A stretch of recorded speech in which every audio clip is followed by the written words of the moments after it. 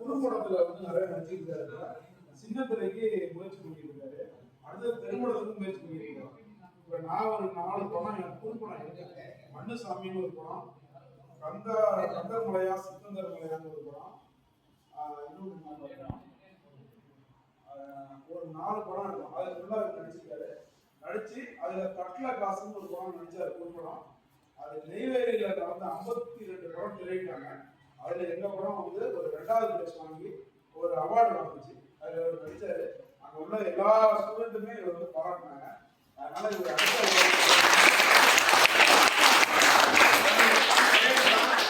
ஏற்கனவே நம்மளுக்கு போன டைம்ல அவங்க டைரக்டர் திடீர்னு சார் தெரியாது. சாரிகள் நல்லா பழக்கம் எல்லாரும் திடீர்னு பார்த்தா வந்து நிக்கிறாரு நிக்குமா